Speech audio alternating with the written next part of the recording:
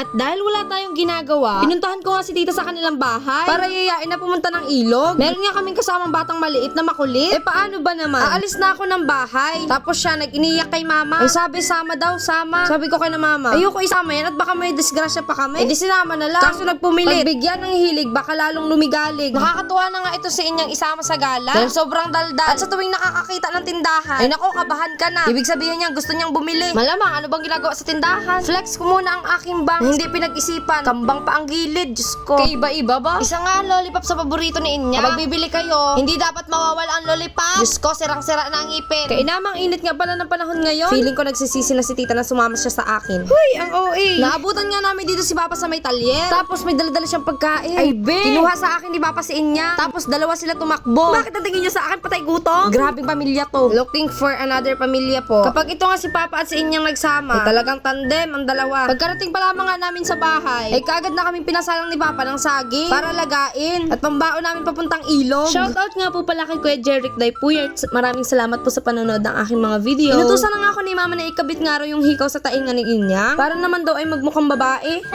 Good job! Smart! Hoy!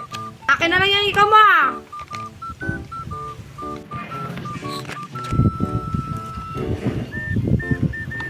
Nakaramdam nga si Inyang na aalis kami. Kaya't doon na siya nakabantay sa may motor. Ganyan talaga yan siya. Kapag alam niyang nag-aasikaso na ang bawat isa at busy-busy, aabang na yun sa motor o kaya sa gate. Ewan pa, pero ang bilis niya talagang makiramdam. Dahil nga pupunta kami ng ilog, nagpahatid na sina Mama at Inyang doon sa may baryo. Kasi wala silang kasama dito. At nakakaboring din magtambay dito sa bahay. Kayo baga naman ang walang kapitbahay. Ay, naku pa. Pagkarating ko pa lamang nga ng bahay, inilabas ko na yung speaker. Dahil sabi ni Papa, dalhin daw to para hindi kami maboring doon sa may ilog. Abay, maganda-gandang trip ito ah. Para feel na feel talaga ang ilog vibes. Huy, grabe naman. Buti na lang may gulong itong speaker. At hindi ako mahihirapang magbitbit. Parang maleta style ba? Bago nga pala kami pumunta doon, kumuha muna kami ng mangga para may manguya man lang. Tapos dagdagan pa ng saging. Ay, nako, ano nang aabutin ng tiyan na ito? Biglaan kasi itong plano namin. Mainit rin kasi ang panahon, kaya't masarap talaga magbabad sa ilog. Tapos ang isa pa sa maganda doon, yung magabaon kayo ng lambat. Tapos habang nagaligo, nagaihaw ng isda. Agay, sarap po iban oy. Ito si Tita enjoy na enjoy pa manguha ng mangga eh. May matching sayaw pa. Sige, todo mo yan. Habang kami ngayon nanguha ng mangga, dumating naman itong tatlong itlog. Dala-dala ang top down kasama yung lambat na kinuha sa bangka ni Papa. Nilagay na rin pala nila Papa yung mga manggang kanilang kinuha dun sa may timba. Itong si Jiro hindi talaga mabawas-bawasan ang kakulitan. Pinaglalagay na rin pala nila yung mga gamit na dala-dala nila dun sa may top down para makapaglarga na. Itong mga aso gusto pang sumama. At dahil dito lang naman kami sa may loob ng barangay, si Jiro na lang yung pinadrive ni Papa. Dahil care whoops niya na rin naman. Abay, batak to, mala Indiano kung mag-drive. Kaya 20 katao ba? Charot.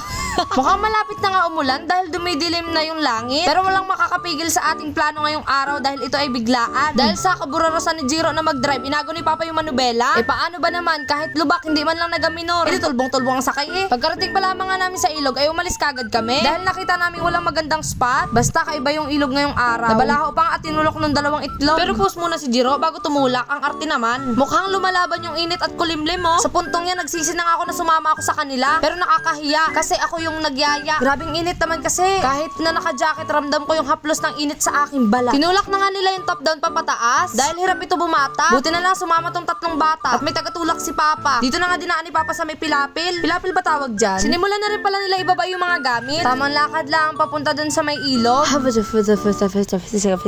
May part nga dito na pababa. Buti na lang hindi basa yung lupa. Kasi nakakalula maglakad. Nakakalula! OA naman. Exaggerated. Magkwento ang person. So we're here. Sobrang ganda ng view dito. Promise nakaka-relax siya. Kaso nakaka-stress yung init ng panahon. Pero nandito tayo para maligo ng ilog upang mabawasan yung init sa ating katawan. Nakita nga namin na puro water lily yung tubig. Naganap na rin sila Papa ng spot para mapagtambayan namin. Ganyan nga po pala karami yung water lily sa tubig. Kahit nakaka-doubt na maglublog. Kasi makati ito sa katawan pagkatapos mo maligo. Itong dalawang bata nagsimula na rin maglublob sa tubig. Ay, mga atat sa buhay. Nakaramdam na siguro ng init. Ito nga pala yung overview ng lugar. Sobrang ganda. Nakaka-relax. Nakaka-stress yung kalabaw kapag umihi habang ikay naliligo. Joke lang po. Sabi ni Papa maghanap nga kami ng ibang spot. Kasi walang magandang part na paghuhulugan ng lambat. Dahil mababa lang yung tubig. Tapos maraming water lily. Kaya pupunta kami dun sa dating pinagliguan din nila. Na kung saan dun sila nagahulog ng lambat. Tapos may mga isdang mahuhuli. Pero hindi ko lang alam ngayong araw kung may makukuha tayong isda. Ang mahalaga makakaligo tayo. Bit na rin nga pala ng tatlong bata yung mga gamit na dala nila kanina. Tapos binalik dun sa may top down. Dahil pupunta tayo dun sa kabilang ilog. Kami nga ay nagsimula na rin maglakad papunta dun sa may dulo. So nandito na nga tayo. Papasok na nga pala tayo dun papunta sa may ilog na sinasabi ni Papa. Sabi ko pa nga, ay pa, ayusin mo, siguraduhin mo maganda yung spot na yan. Kasi napapagod na. Anong grabe naman nagreklamo. Sabi niya, chillax ka lang, upo ka lang dyan, ako bahala. So hindi nga tayo nagkamali, guys. Ang ganda ng spot na napili namin. Narito nga rin yung kapatid ni Hanapiel na matagal niya nang hinahanap. Ilatag niya na rin pala yung kapote na kanyang daladala. Sa halip na banig, kapote ang dinala. Itong dalawang bata, tumulmog na talaga sa tubig at hindi na mapigilan. Ba't parang galit ka? Ay, kainamang kasarap maligo kapag gantong panahon dito sa ilog, sobrang lamig. Nilabas na rin pala nila Papa yung saging na aming nilaga kanina. Perfect match talaga. Ay aba, may patrambling effect pa sa pagligo dito sa may ilog. Happy birthday nga po pala kay Digong na nangungulit sa akin na gusto raw sumama sa vlog. Habang sila'y naliligo, kami naman ay kumakain ng saging with matching bagoong. Ay, ang sarap talaga, be. Maya-maya nga ay kinuha na rin ni JJ yung lambat at tinagis na sa may tubig. Tapos sinimulan na rin nila Papang magdala ng isda. Pero bago yan, hinimay muna nila, tinanggal muna nila yung mga dumi. Tuwing weekend nga, ganito ang ginagawa nila Papa kapag may time sila. Ang palagi niyang kasama yung kanyang kakambal na si Beb. Yun yung kanilang pinaka-banding dalawa. Pero araw-araw sila magkasama, be. Mahalikan, mayakap ko't masayo sa ulan ng mundo'y gagaan.